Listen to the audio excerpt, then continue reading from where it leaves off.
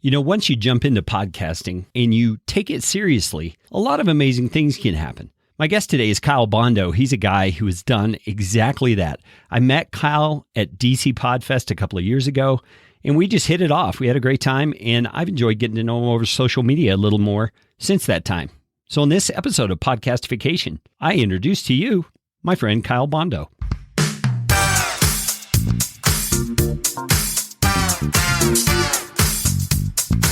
My name is Kerry Green, and I am the Client Happiness Guy at podcastfasttrack.com, and this is Podcastification. This show is all about podcasting. How to do it, how not to do it, best practices, interesting news items that have to do with the realm of podcasting, and who knows what else. And I'm trying to do it all with a little bit of fun and some information to help you get a show going, keep yours going, or make it better. And if you like what's going on here on the show, I would appreciate it, so appreciate it, if you could leave a rating or review on iTunes. You can find out how to do that at podcastfasttrack.com/review. That's enough of that kind of stuff. Let's get you podcastificated right away.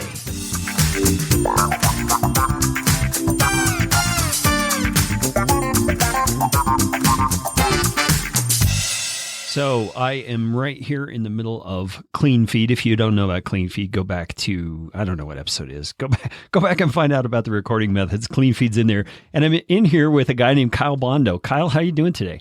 Hey, pretty good, Kerry. How are you doing? I am great. And you are like right around Washington, D.C., correct? Yep, just 40 miles outside to the south. To Fredericksburg is where we're at. Fredericksburg, sure. Okay, so you are over where it's snowy, and I am over here where it's supposed to be snowy, but it's not really snowy here in Colorado this year for whatever reason, but that's probably going to change. But we're not here to talk about where we live or the weather. We're here to talk about podcasting. You ready for that? I am. Let's do this. All right. Kyle's somebody I met at DC Podfest last year. I think it was last October or November. At DC Podfest, I was there to speak, and Kyle was one of the people that was there. And at that time, Kyle, you had launched your podcast already and had how many episodes live at that point? I think Merchants of Dirt had 4.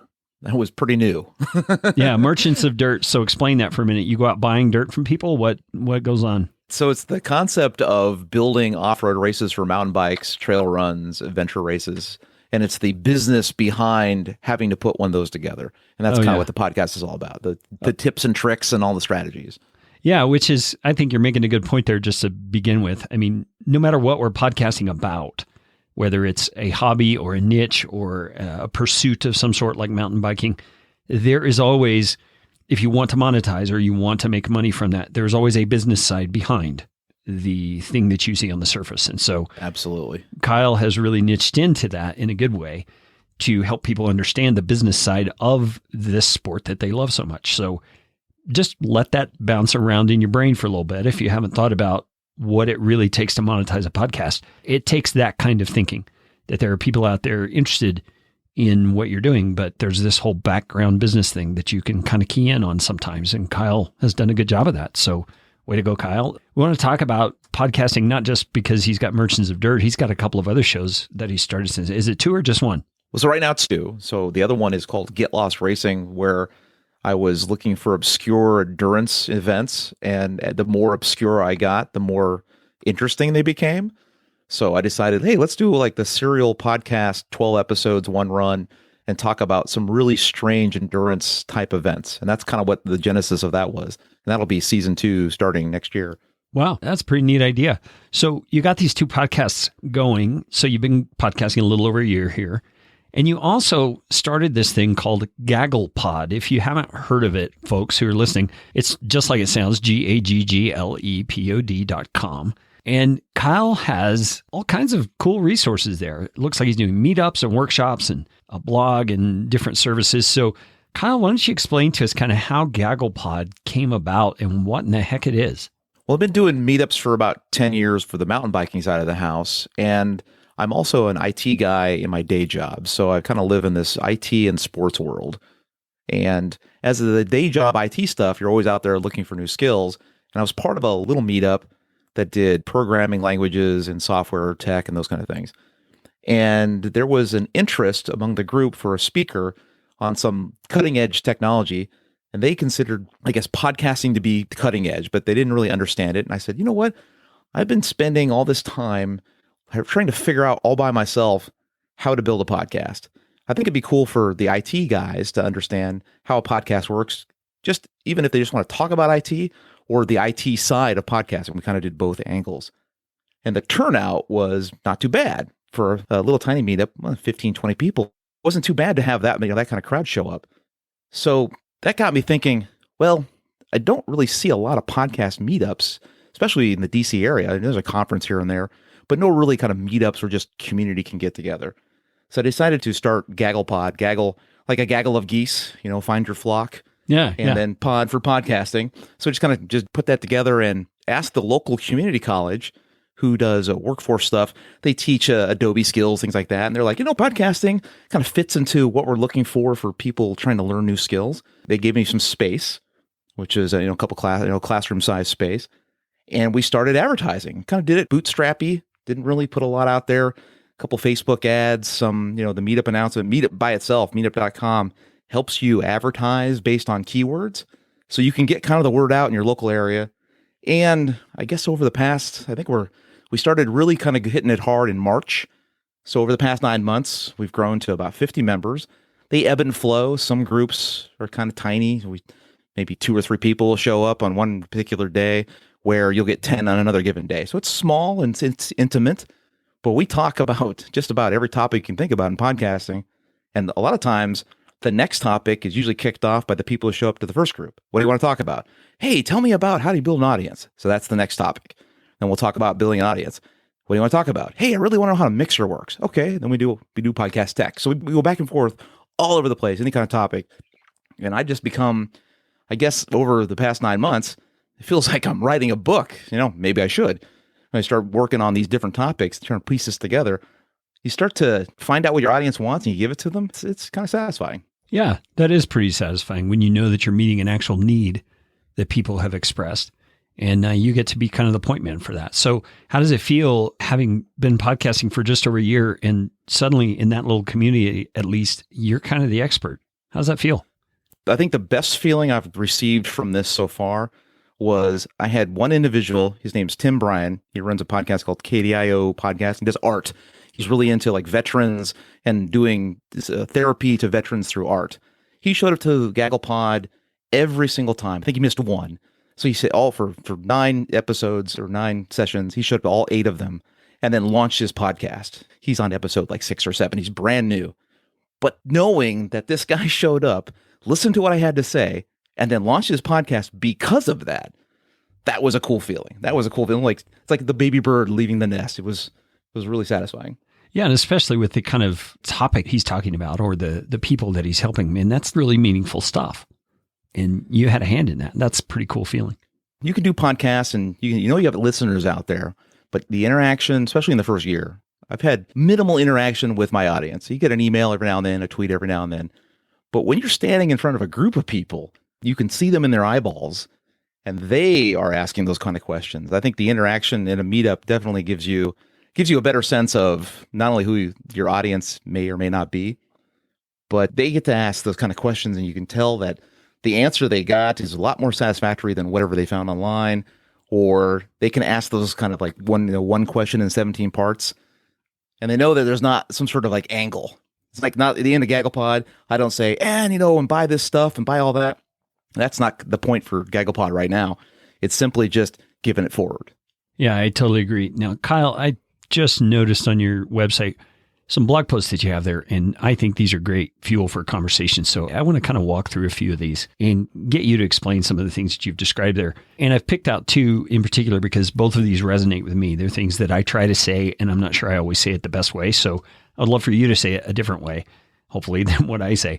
But the first one, the title of the post is Reach a Bigger Audience with a Podcasting Strategy.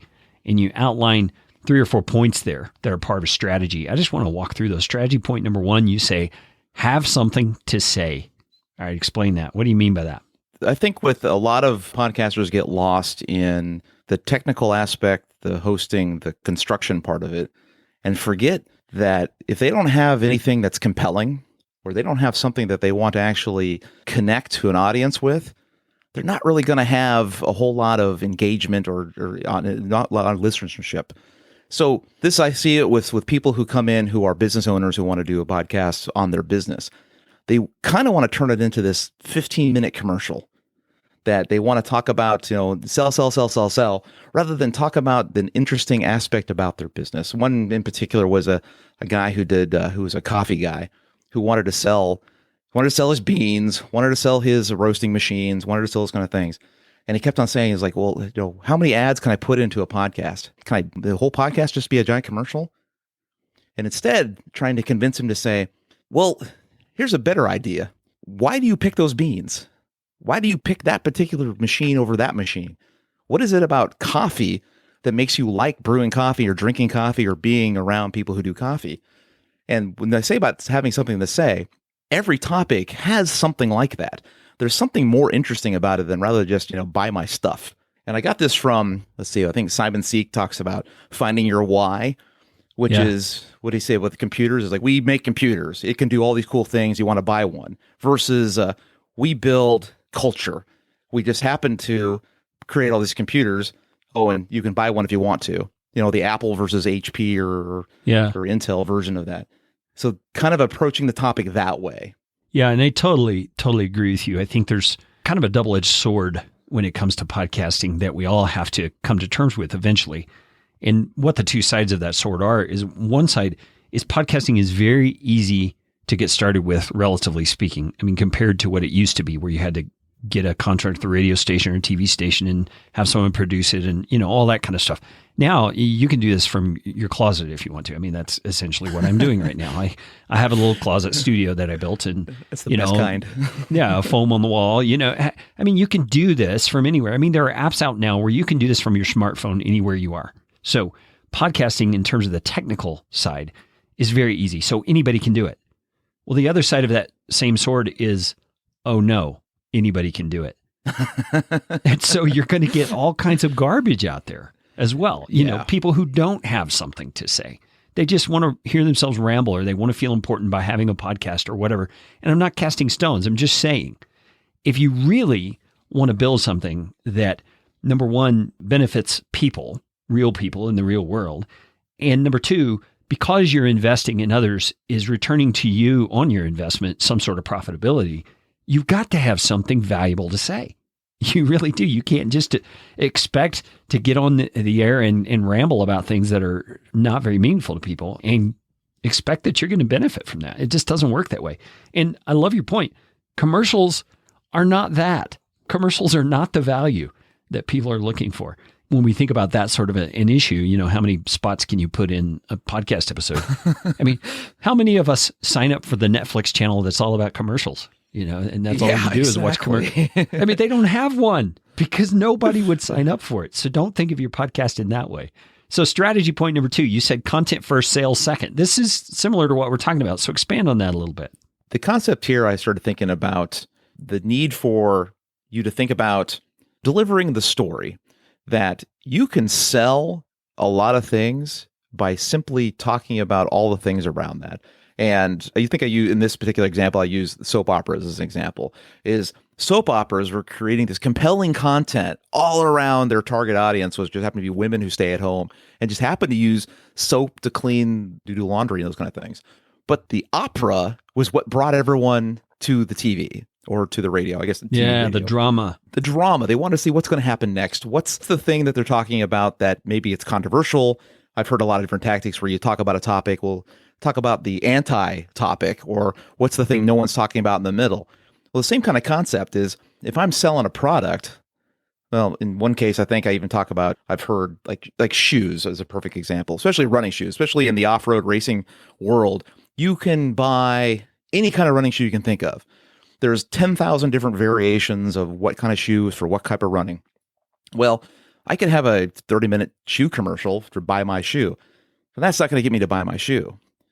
But if I'm talking to a particular guy who happens to use my shoe all the time, or a particular way in which, you designed a shoe for a certain purpose that does a certain thing versus another shoe, or you're thinking about the story of why use shoes versus be barefoot. I think there's a couple podcasts I heard about the barefoot running phenomenon. Well, that doesn't do a shoe company any good, but maybe it does. Maybe it's just the compelling story of, yeah, you want to be a barefoot runner? Well, maybe you should buy a shoe first before you go to barefoot running, because you kind of have to have the endurance first before you go running.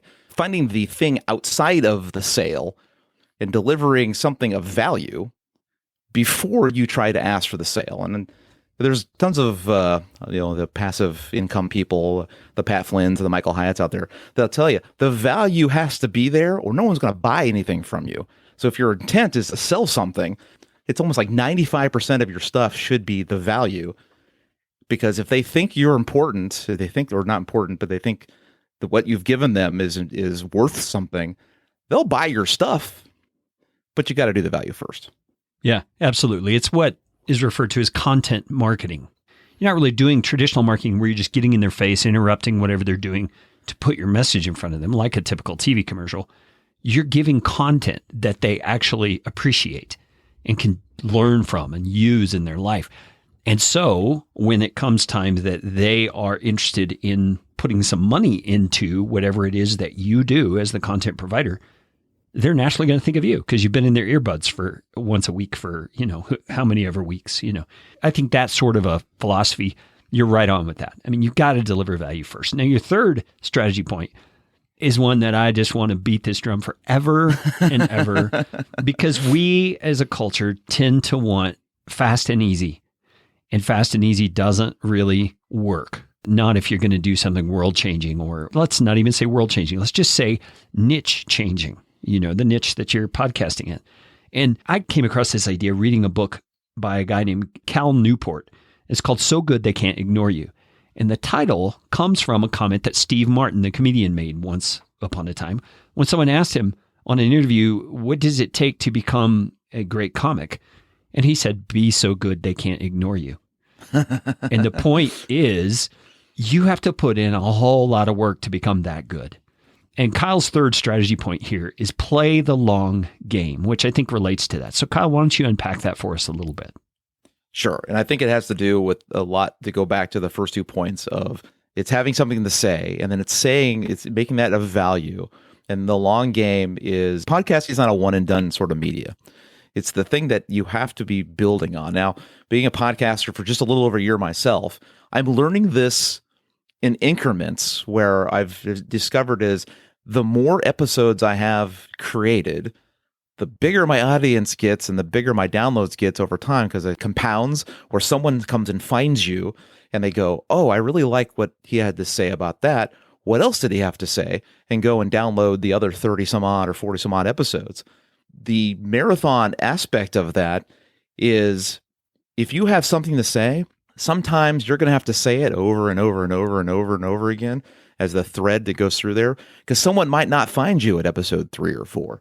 Yeah, they absolutely. might find you at episode 60 or 100 and realize that, oh my God, that is really what I wanted to hear. That is exactly the message I wanted. What else does this guy have or gal have? And go back and find all those things. So the audience doesn't materialize right out of the gate. And I think a lot of podcasters have this problem. And I've heard this, especially in just the most recent DC Podfest.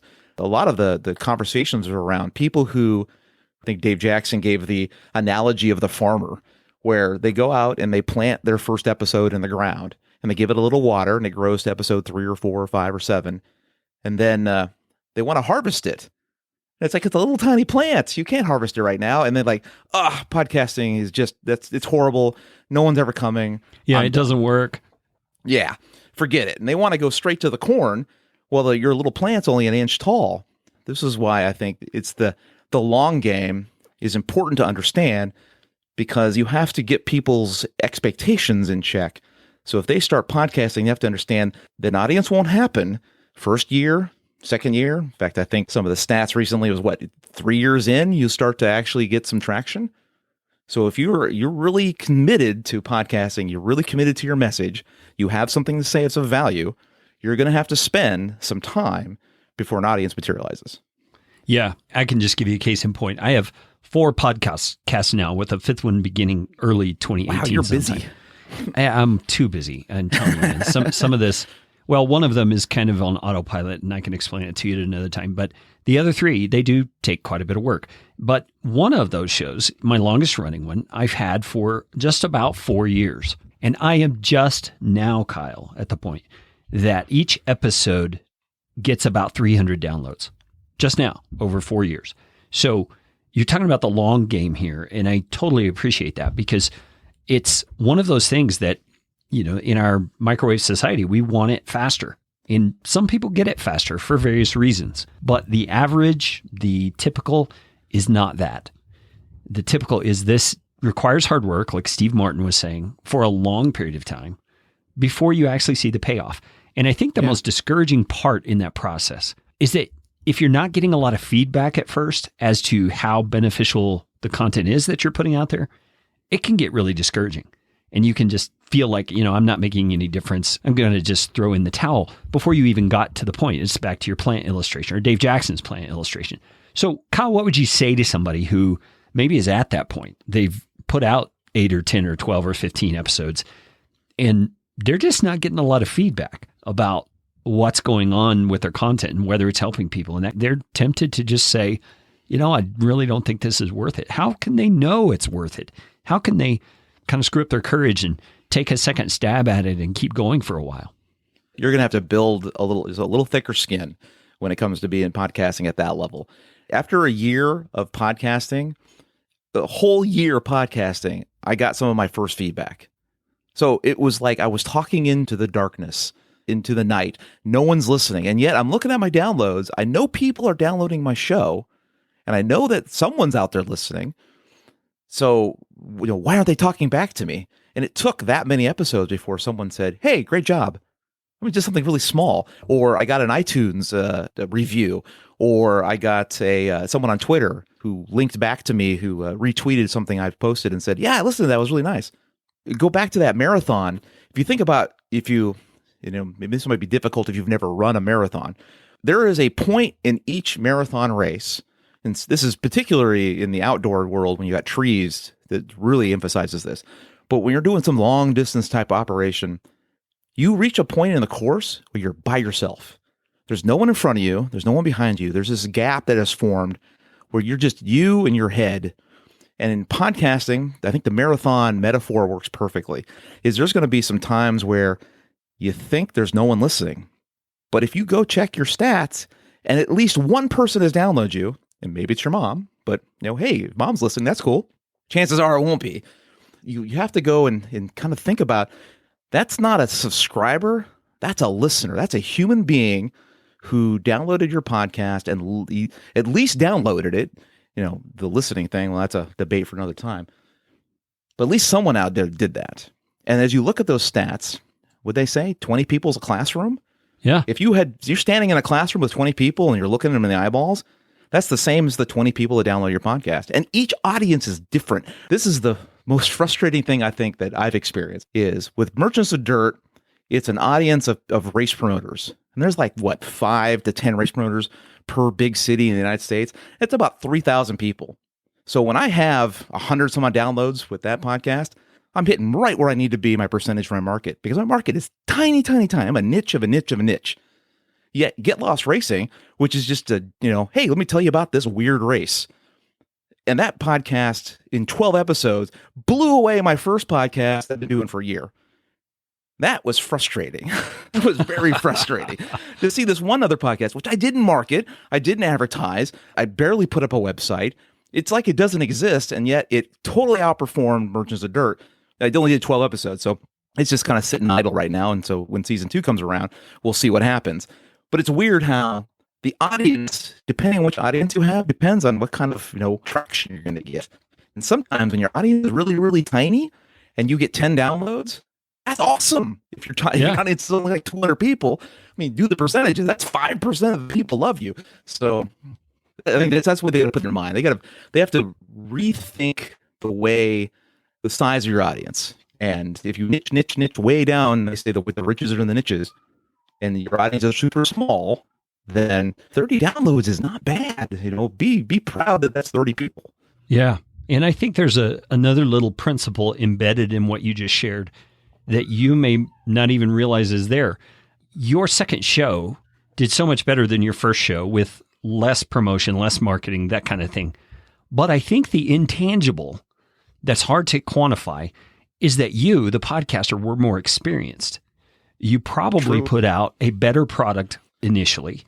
You probably shortened your processing time and your learning curve, which are all intangibles when it comes to reaching your actual audience.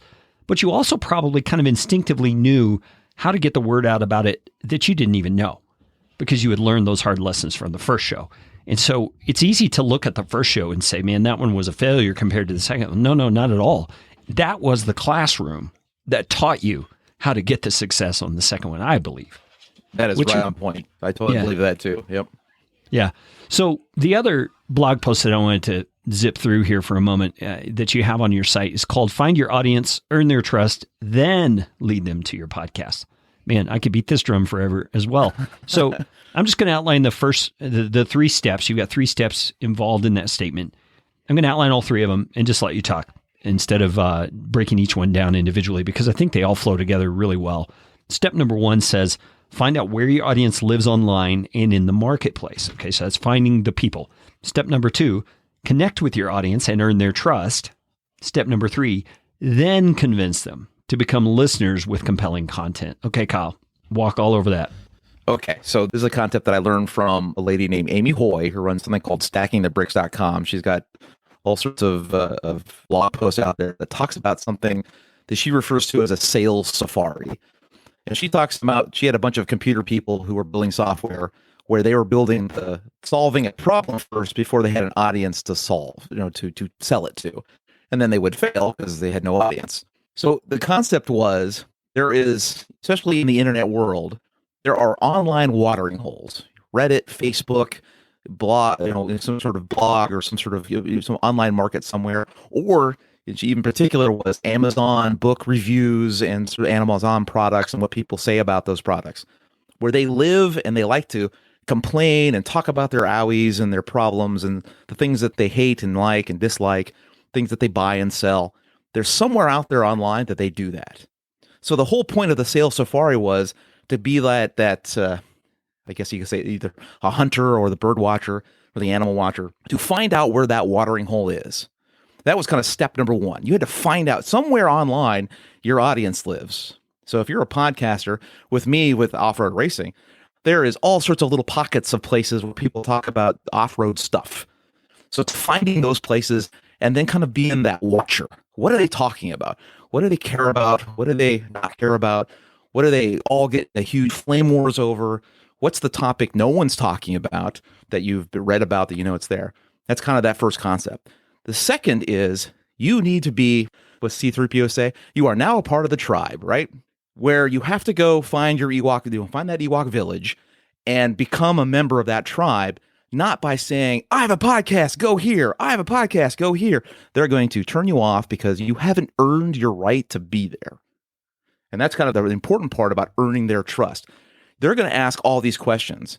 And I think if you go into the podcasts about podcasting world, there's some particular ones on Facebook where people will jump in and say, look at my podcast, or come to my blog, or look at my stuff. Or they'll go on there and ask questions. The point of 2 with connecting your audience, earning the trust, is answer their questions. Talk to them, solve their problems, give them the value, and be a representative of, oh, you need an answer? You need to go to Carrie. Carrie's got the answer for that. Oh, you need to ask that question? You need to go over and talk to Carrie. He's got all the answers for that stuff. You become that source, that trusted source, so that once you've earned the trust, then you can go tell them about your podcast, like in step 3.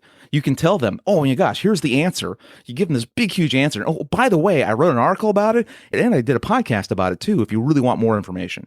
It's kind of working through that step, rather than just kind of walking in and just kind of with your blowhorn and say, here I am, love me. That will not work. You have to earn their trust first by being a member of the community and be accepted to be allowed to do that stuff, to get their permission. And the trust is where the permission comes from. Hey, we will get back to the episode right after this short break. I promise. Do you have questions about podcasting? I just might have some answers for you. You can go to podcastfasttrack.com/question and leave your question or comment. Who knows? You might hear your melodious voice on the next episode. I always keep my promises, so here we go.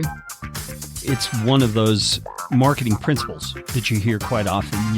Being known, liked, and trusted is vital to anything you're going to sell. I mean, I've got a couple of clients who are sales and marketing kind of guys, and man, the number of times I've heard them say that is unbelievable because it's so true. I mean, people are not going to buy from you if they don't trust you, if they don't like you. I mean, you just think about the last time you walked onto a car lot, to buy a car, and the salesman gave you that smarmy feeling. I mean, you immediately didn't like him and you didn't want to buy anything from him. It's kind of the same thing. And if you're that guy who's in those communities that you find online saying, read my stuff, download my PDF, listen to my podcast, and that's all that you're doing, you're that smarmy guy. Let's just face it, that's what you are. So you have to build the trust. And I think this goes one step deeper, Kyle. Trust actually works out being real between you and someone else because you demonstrate concern for them. You're actually doing something to benefit them and you're not asking anything in return. Am I right on that? Absolutely. I think even in halfway through, I wrote this line that says, jumping only to promote yourself will only alienate you and poison the well of your podcast engagement efforts. And then I said, what you need to do is give, then promote yourself, then give some more. Saying give 5 times is not a mistake. You have to be willing to kind of give some stuff away for free. Some people all say, I got a secret. I can't tell anybody. You have to buy my class or subscribe to my whatever. It's like, no, you need to tell them that you have something to say. It's of value. And when you earn that respect and that trust, they'll want to buy from you if you're selling something, or be part of your community if you're just doing this, as a hobbyist. If you want to be treated as the trusted source in XYZ, you'll earn that respect if you're just constantly giving back to that community. But you got to become a member first. You can't just kind of shove yourself in there because you've been a lurker for all this time and pretend they're going to accept you right off the bat. They won't. Yeah, that's totally true. I learned that kind of the hard way. I've got a course about using Audacity, the editing software for podcasting.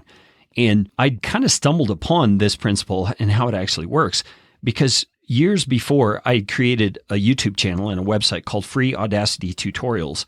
And all of the content on there is free, just like the website says, And I realized kind of after the fact, most of what's in the beginner course, in my pay for course, is that free stuff. And it's already out there for free. And so when I started realizing that, I put a link in the YouTube description to my actual course page. And lo and behold, guess what? People who have used 8 or 10 or 12 of my free videos realize I've got more content and they come and they purchase. It's really an amazing way that works. And it's not a manipulative thing. It's not a bait and switch thing. I mean, I'm giving them great value to begin with. And then the course that they get is even more great value. And what you're doing is you're building your reputation. You're building your platform as an expert. And they could do it all by themselves. They could, if they wanted to, they could piece it all together from all the stuff you put online. They could do it themselves.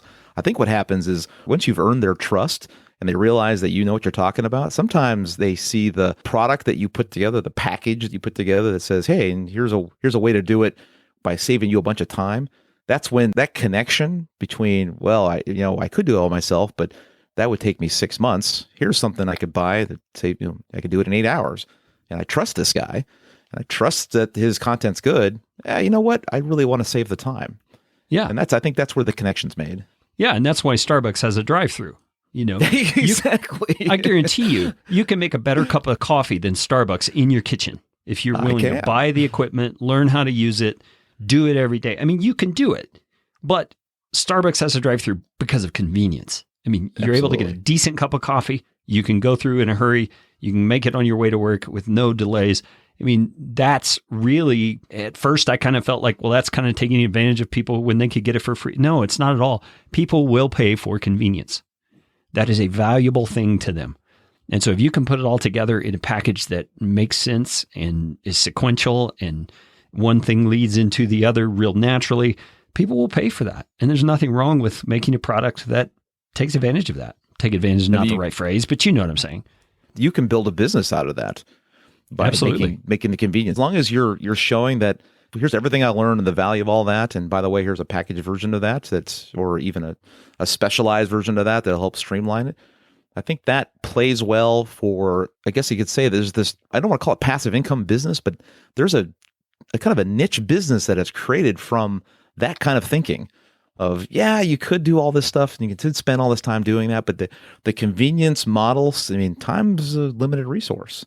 You know, people want to learn how to podcast. They don't want to do what I did. They don't want to spend 6 months and do it all, do everything wrong and then learn how to do it right. That's painful when they can just go to something more condensed and learn it, the final way that I learned it or the final way someone else learned it and learn from them. There's a market there. Yeah, absolutely. And especially with that trust factor being built already. People become customers without you even having to convince them because they've already been convinced by, there you go. By your expertise that you've demonstrated so far. So Kyle, what do you want to tell us about GagglePod that we need to know? I think there's a lot of listeners out there that potentially are on the front end of their learning curve. They're just now getting started. How can GagglePod help? Well, GagglePod, of course, it's just like any other meetup. It's free, it's small, it's intimate. You can come and learn a whole lot. And we're going to try to expand it and roadshow it. So if you're in the Washington, D.C. area, we've got a couple new connections. We're going to start to expand in some areas that, D.C. is one of those weird cities that some people don't own a car. So try to find those locations where you can get to, or you can get off the metro or something like that. So we're going to, I think in 2018, the goal is to expand this out to reach some different audiences, especially in downtown DC. I've been invited to come to PodFest at podfest.us to talk on a panel about building meetups. And so I have this little tiny meetup and some experience with other meetups for the past 10 years. So hopefully, I'll even have that more refined as well. And we're just going to keep producing good quality podcast education. I think that's kind of the goal for 2018, and grow the group, have some new people become podcasters as well, and hopefully even go, get big enough to invite some speakers. I think for the tiny little organizational group we have building this, we talked about doing GagglePod X, some sort of conference where we could do our own kind of thing. We love Jennifer Crawford over at DC Podfest. But we're thinking maybe a little further south, Central Virginia, somewhere in Richmond. So there's some podcasting stuff popping up down there as well. So that's kind of our growth. We're looking to kind of like grow this thing very organically, and we'll see what happens. Yeah, that's great. And if you are listening and you're not in the Washington, D.C. or Virginia area, you can definitely go to gagglepod.com and check out the blog. I would encourage you to subscribe to it. These 2 posts that we walked through today are just an example of the kinds of things that Kyle is sharing, and there's a lot of other stuff on the site that you could definitely work from to get yourself educated in better ways. Kyle, I so appreciate your time. How can people connect with you? Is it just at GagglePod is the best place, or have you got a Facebook group you want to send them to? I am all over the place. If you're into off-road stuff, definitely go to merchantsofdirt.com or getlostracing.com. They're all part of my umbrella thing, which I started a while ago as a blogger called Reckoneer.com, which is the recreational engineer. Reckoneer. So I started blogging, and then podcast birthed from that, and then teaching people how to podcast became GagglePod.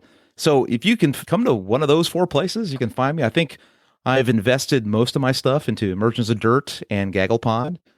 So those are come there. I'd love to have you. I'd love to join you. You can join. All my links are there. Tons of stuff if you want to connect to me. I mean, I think if you typed in my name and podcasting on Google right now, I'm kind of shocked to see how much I've built, how many bricks I've stacked. I mean, this stuff starts to grow really quick, and it kind of becomes its own animal after a while. Yeah. It's a little scary. So yeah. And how many Kyle Bondos are there out there who are into podcasting and dirt bike racing? Yeah.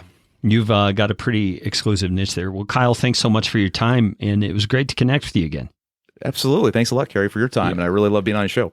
Hello? One of the things I love about Kyle's story is he's just an everyday guy. He was interested in lots of different things, mountain bike racing, events, those kinds of things. And he just kind of followed the development of things as it progressed and found ways to add value to people. He did that through his meetups for his mountain biking.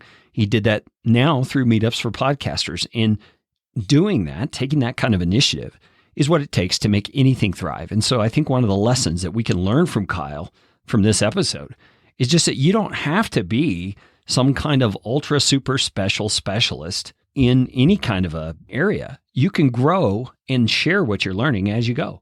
And then you become that person. It's right back to the Steve Martin quote, you get better as you go and you get to be that person that's so good that they can't ignore you. And I think Kyle is one of those people. So that's it for this episode of Podcastification. If you could subscribe, that would be wonderful. And now you know what time it is. It's time for you to go out and make it a podcastificating day. This show is brought to you by Podcast Fast Track, where my team provides professional podcasting services without the time suck. Full production, editing, and show notes all in one monthly subscription package. You can find out more at podcastfasttrack.com. Now go out and make it a podcastificating day.